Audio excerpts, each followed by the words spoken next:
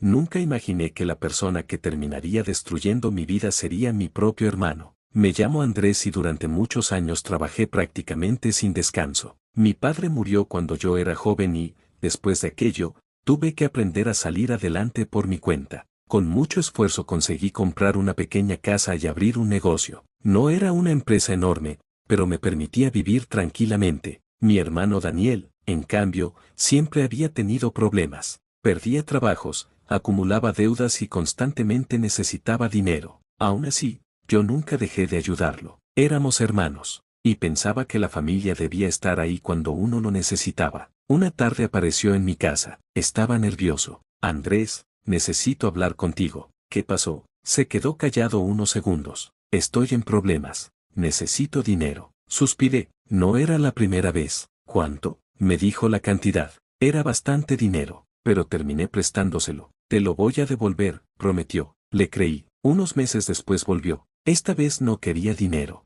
Quería quedarse en mi casa. Solo será por unas semanas, me aseguró. Acepté. Y sin saberlo, acababa de abrirle la puerta a la persona que algún día intentaría quedarse con absolutamente todo lo que había construido. Daniel comenzó a vivir conmigo. Al principio todo parecía normal. Incluso pensé que quizá aquella oportunidad le ayudaría a cambiar su vida. Pero poco a poco comenzaron a ocurrir cosas extrañas. Daniel empezó a preguntar demasiado sobre mi negocio. ¿Cuánto ganas al mes? ¿Cuánto dinero tienes ahorrado? ¿La casa ya está completamente pagada? Al principio pensé que simplemente tenía curiosidad, pero sus preguntas se hicieron cada vez más frecuentes. Una noche incluso me preguntó ¿dónde guardas los documentos importantes? Lo miré sorprendido. ¿Para qué quieres saber eso? Se rió. Por nada. Solo preguntaba. No le di importancia. Unos días después tuve que salir de la ciudad por trabajo. Antes de irme, le entregué una copia de las llaves de la casa. Cuida el lugar mientras estoy fuera. Claro, respondió.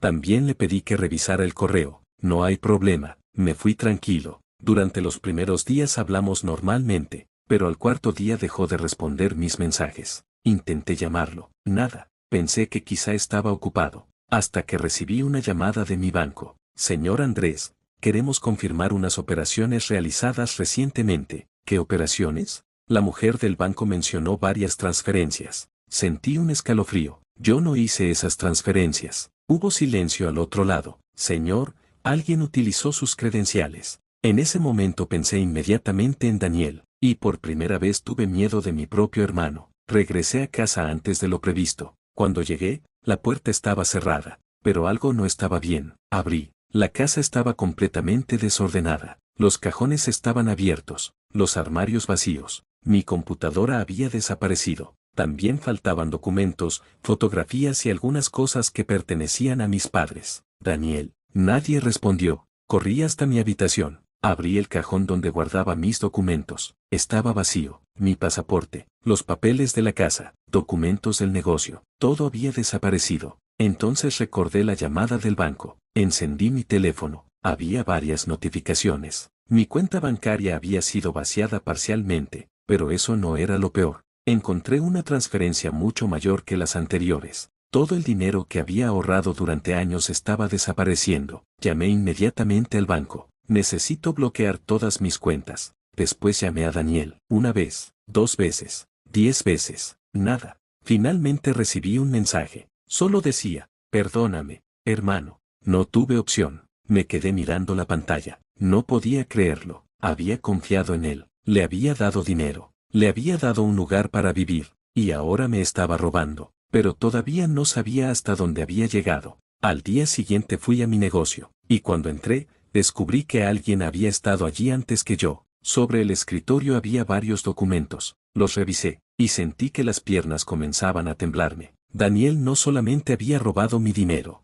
había intentado quedarse con mi negocio. Los documentos estaban firmados con mis datos. Alguien había intentado transferir parte de la propiedad del negocio, y lo peor era que todo parecía perfectamente legal. Llamé a mi abogado. Necesito que vengas inmediatamente. Cuando llegó, revisó los documentos durante varios minutos. Finalmente levantó la mirada. ¿Quién tenía acceso a tus documentos personales? No quería responder, pero lo hice. Mi hermano. Mi abogado respiró profundamente. Entonces tenemos un problema serio. Durante las siguientes horas revisamos cada documento. Descubrimos que Daniel había utilizado copias de mi identificación y otros documentos para realizar varias operaciones. Pero había algo que no entendía. ¿Cómo podía haber hecho todo aquello sin ayuda? Mi abogado me dijo que probablemente alguien más estaba involucrado. Entonces revisamos las cámaras de seguridad del negocio. Y allí apareció Daniel, pero no estaba solo. A su lado había un hombre que yo conocía. Era Roberto, uno de los empleados más antiguos de mi negocio. Sentí una mezcla de rabia y decepción. Dos personas en las que había confiado estaban trabajando juntas.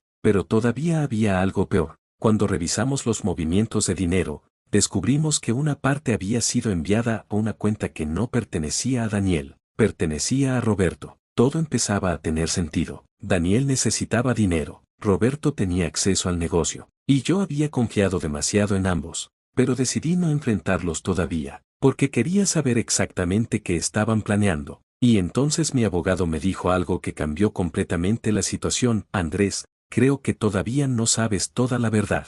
Mi abogado me pidió que revisara unos documentos antiguos de mi padre. Yo no entendía qué tenían que ver con todo aquello, pero cuando llegué a casa, recordé que mi padre había dejado una caja de seguridad. Nunca le había prestado demasiada atención. Busqué la llave entre mis cosas. Después de varios minutos la encontré. Abrí la caja. Dentro había fotografías, documentos antiguos y una carta. La carta estaba dirigida a mí. La abrí con las manos temblando. Mi padre hablaba de la familia, de sus preocupaciones, y de algo que nunca me había contado. Según la carta, años antes había comprado una parte de un terreno. Ese terreno había aumentado muchísimo de valor, y había dejado instrucciones para que perteneciera a sus hijos. Pero había una condición: ninguno podía venderlo sin la autorización del otro. Entonces comprendí algo. Daniel no estaba robando solamente mi dinero, también estaba intentando conseguir el patrimonio que nuestro padre nos había dejado. ¿Pero por qué? Seguí leyendo. En la última parte de la carta, mi padre mencionaba una deuda. Daniel había pedido dinero prestado años atrás, y había utilizado parte de ese patrimonio como garantía. Si no pagaba, podía perderlo todo. Ahora entendía su desesperación, pero eso no justificaba lo que había hecho. Mi hermano había decidido resolver sus problemas destruyendo mi vida. Guardé la carta, y tomé una decisión. No iba a perseguirlo, no iba a gritarle, no iba a amenazarlo. Iba a dejar que cometiera un último error, porque sabía que, si continuaba, terminaría dejando todavía más pruebas. Y efectivamente, 2 días después, recibí una llamada desconocida. ¿Usted es Andrés? Sí, necesito contarle algo sobre su hermano. La voz pertenecía a una mujer. No quiso decirme su nombre por teléfono. Solo me pidió que nos encontráramos en un café. Acepté. Cuando llegué, estaba sentada en una esquina. Parecía nerviosa. Conozco a Daniel desde hace varios años, me dijo. ¿Quién eres? Trabajé con él. Entonces sacó un teléfono y me mostró varios mensajes. Eran conversaciones entre Daniel y Roberto. Hablaban de mi negocio, de mis cuentas, de mi casa. Incluso hablaban de vender algunas de mis propiedades. Sentí que la sangre me hervía. ¿Por qué me muestras esto? Porque me di cuenta de que estaban haciendo algo ilegal. La mujer me explicó que Daniel llevaba meses preparando todo. No había sido algo improvisado. Había estudiado mis documentos, había copiado firmas, había investigado mis cuentas. Incluso había hablado con algunas personas haciéndose pasar por mí. Todo estaba planeado. Pero entonces me dijo algo que me dejó completamente paralizado. Hay una cosa más, que sacó una fotografía. En ella aparecían Daniel y Roberto entrando a una oficina. Ese lugar pertenece a una empresa que compra propiedades. ¿Y qué tiene que ver conmigo? La mujer me miró fijamente. Están intentando vender tu casa. Sentí que no podía respirar. Mi propia casa. El lugar donde había vivido durante tantos años. El lugar que había construido con el dinero de mi trabajo. Daniel quería venderlo, y tenía una cita programada para el día siguiente. Pero esta vez yo estaría preparado. Al día siguiente fui a la oficina donde Daniel tenía la reunión. No fui solo. Mi abogado estaba conmigo. Cuando entramos, Daniel se quedó completamente pálido. Andrés. No respondí inmediatamente. Puse sobre la mesa una carpeta. Dentro estaban las pruebas, las transferencias, los mensajes, los documentos falsificados, las grabaciones, todo. Daniel comenzó a temblar. Yo puedo explicarlo. Explícame cómo pudiste hacerme esto. Bajó la mirada. Necesitaba dinero. ¿Y por eso me robaste? No respondió. Entonces apareció Roberto. Al vernos, intentó salir de la habitación. Mi abogado lo detuvo. Será mejor que se quede. Por primera vez, Daniel comenzó a llorar. Lo siento, pero ya era demasiado tarde. Yo confiaba en ti, le dije. Lo sé, te di, lo sé. Te dejé vivir en mi casa, lo sé. Entonces dime una cosa. Lo miré directamente a los ojos. ¿Por qué querías quitarme absolutamente todo? Daniel permaneció en silencio. Finalmente respondió, porque estaba desesperado. Aquella respuesta me dolió más que cualquier otra cosa. No había sido un accidente, había tomado decisiones, una tras otra, y ahora tendría que responder por ellas. Pero todavía faltaba descubrir algo. ¿Dónde estaba todo el dinero que había desaparecido? Las autoridades comenzaron a investigar. Las cuentas fueron revisadas, los documentos fueron comparados, y poco a poco apareció la verdad.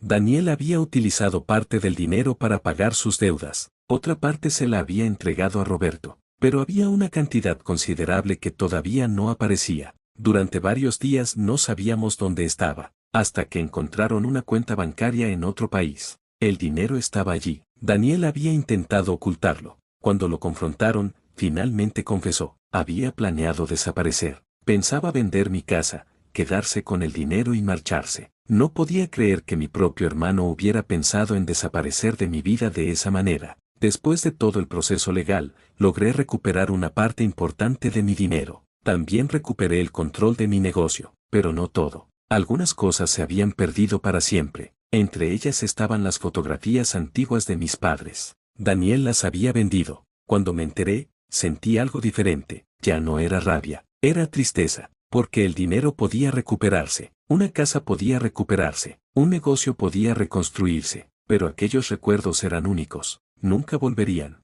Semanas después, Daniel me pidió hablar conmigo. Acepté, pero esta vez había una condición. La conversación sería en un lugar público. No quería volver a estar a solas con él. Cuando llegó, parecía otra persona, más viejo, más cansado. Se sentó frente a mí, y dijo, sé que probablemente nunca podrás perdonarme. Yo lo miré, y le respondí, quizá algún día pueda perdonarte. Hizo una pausa, pero eso no significa que vuelva a confiar en ti. Pasaron varios meses. Mi vida poco a poco comenzó a reconstruirse. Volví a trabajar, arreglé mi casa, y contraté a personas nuevas para el negocio. Pero yo también había cambiado. Antes pensaba que confiar en la familia significaba no poner límites. Ahora sabía que eso era un error. Ayudar a alguien no significa permitir que destruya tu vida. Una tarde encontré una vieja fotografía de mi padre. La miré durante varios minutos. Pensé en todo lo que había ocurrido. Y recordé algo que siempre me decía, no importa cuánto tengas.